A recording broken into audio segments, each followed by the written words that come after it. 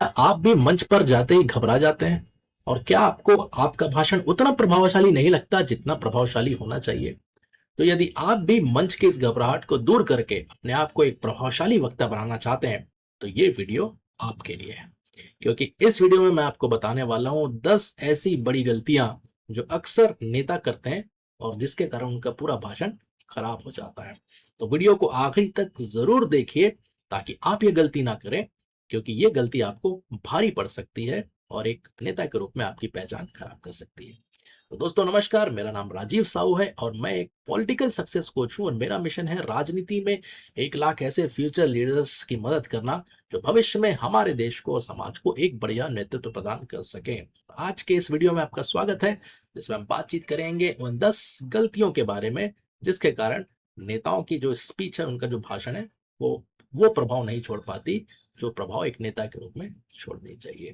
तो आइए शुरुआत करते हैं और देखते हैं वो पहली ऐसी कौन सी गलती है जो अक्सर नेता करते हैं। तो सबसे पहली गलती जो नेता करते हैं वो है बिना तैयारी के भाषण देने चले जाते हैं और इसके कारण उनका जो विनाश है वो निश्चित होता है। तो भाषण देने से पहले अगर आपको ये गलती नहीं करनी है तो आपको आपके विषय, आपका उद्देश्य और आपका जो मुख्य संदेश है वो बहुत स्पष्ट होना चाहिए आपको भाषण देने जाने से पहले। और उससे संबंधित जितने भी तथ्य हैं, आंकड़े हैं या उदाहरण हैं जो आप समझाना चाहते हो, जो आपका मुख्य संदेश है, वो सारी चीजें इकट्ठा कर लीजिए। तो तैयारी हमेशा आपको आत्मविश्वास देती है और आत्मविश्वास से जब आप बोलते हैं, बातचीत करते हैं, तभी लोगों पर उसका प्रभाव पड़ता है। तो हमेशा जब भी भाषण देने जाए पूरी तैयारी से जाए। तो बिना तैयारी के भाषण देने की गलती कभी मत करिएगा। दूसरा जो है गलती जो आमतौर पे नेता करते हैं वो है बॉडी लैंग्वेज की अनदेखी। शब्दों में तो बड़े अच्छे अच्छे शब्दों का चुनाव करते हैं, बहुत भारी तरीके से बोलते हैं, बहुत जोश से बोलते हैं, लेकिन बॉडी उनका साथ नहीं देती है।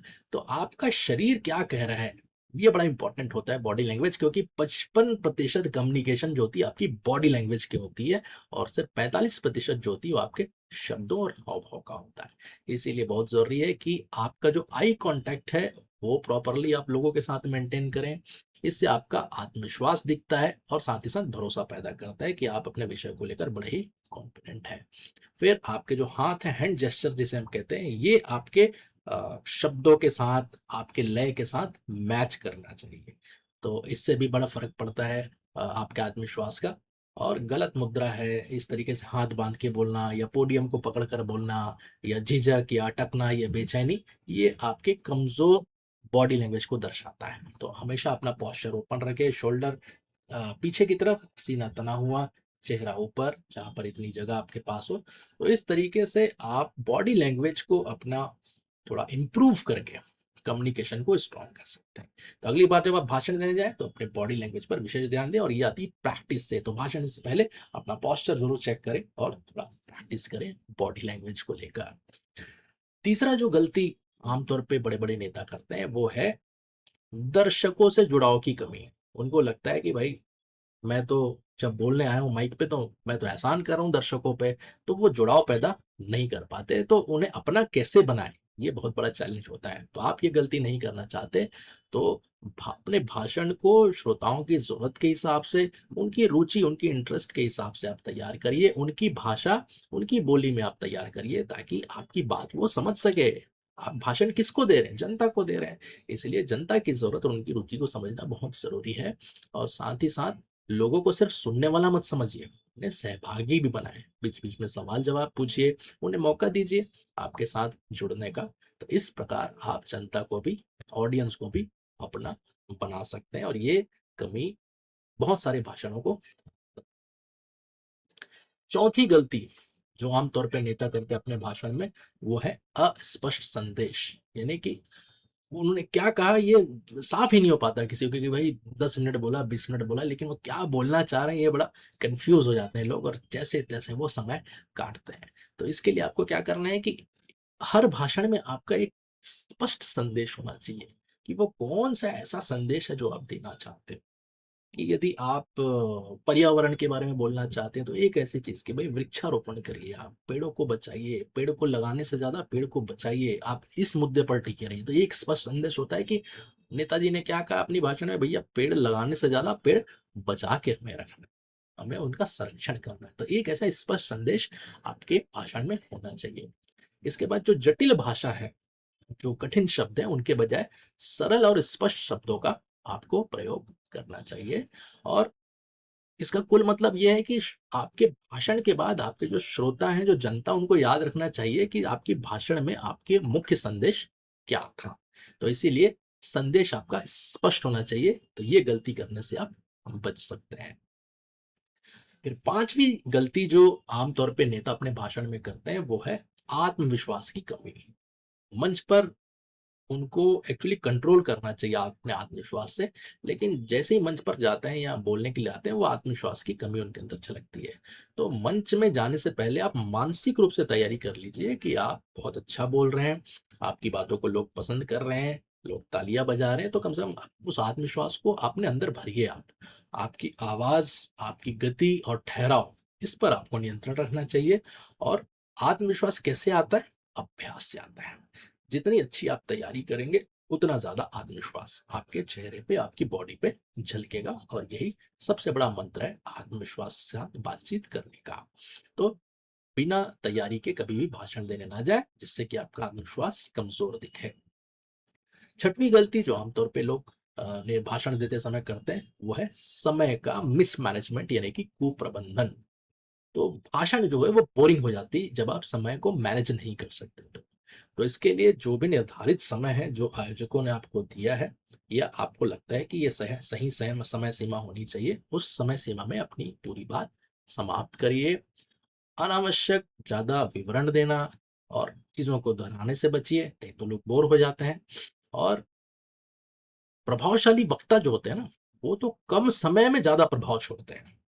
तो जितना कम समय में आप जितनी ज्यादा बात कर, कम समय में जितना ज्यादा प्रभाव छोड़ पाए, उतना ही आपको एक अच्छा वक्ता माना जाएगा। इसीलिए कभी भी खींचिए मत अपने भाषण को, और समय का सम्मान करिए। सातवें तरह की गलती जो नेता करते हैं भाषण देते समय, वो है तकनीकी खामियों को नजरअंदाज करना।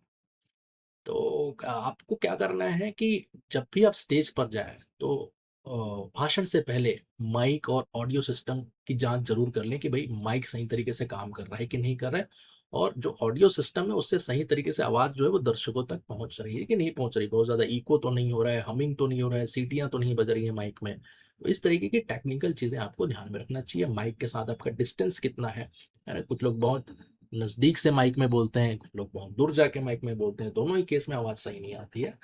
तो आपको तकनीकी जो चीजें उसका भी ध्यान रखना है, ताकि आप एक स्पष्ट और आत्मविश्वास के साथ बोलने वाले वक्ता के रूप में जाने जाएं। आठवीं गलती जो नेता करते हैं भाषण देते समय, वो है प्रतिक्रिया से डरते हैं कि मेरे भाषण में लोग क्या कहेंगे। अगर किसी ने फीडबैक दे दिया, तो वो फीडबैक कोई हमला नहीं होता आपके ऊपर, वो आपको सुधार का एक मौका देता है। तो प्रतिक्रिया से डरिए मत, और भाषण के बाद कोशिश करिए फीडबैक लेने का, और साथ ही साथ हर भाषण के बाद उसमें क्या सुधार कर सकते हैं, ये आप स्वयं देखिए। तो ये हो गए आठवीं गलती जिससे आपको बचना है। अब आते हैं उस नवीं गलती पे जो अक्सर नेता करते हैं भाषण देते समय, और वो है नैतिकता का अभाव। मतलब आपके भाषण में सच्चाई और ईमानदारी नहीं है, क्योंकि आप जो नहीं करते वो आप बोलने की कोशिश कर रहे हैं, और आपके कथनी और करनी में अंतर जो है वो दिख जाता है। तो गलत जानकारी और झूठे वादों से बचना चाहिए अपने भाषण में। तथ्य और प्रमाण जो है उसके आधार पे बात करिए, क्योंकि आजकल फेक न्यूज की दुनिया है, फेक न्यूज का चलन है। तो किसी बात को कहीं सुनकर, कहीं पढ़कर सिर्फ उसे बोल देने से भी आपकी क्रेडिबिलिटी कम होती है। और एक बार आपकी विश्वसनीयता अगर खो जाती है किसी चीज को लेकर, किसी घटना को लेकर, तो दोबारा उसे बनाना बहुत मुश्किल होता है। इसीलिए सच्चाई और ईमानदारी के साथ बात करिए, सच्चाई और ईमानदारी के साथ भाषण दीजिए। और 10वां और आखिरी ऐसी गलती जो बहुत सारे नेता करते हैं अपने भाषण में, वो है पूर्व अभ्यास की कमी। परफेक्ट कैसे दिखें, इस पर वो काम नहीं करते हैं।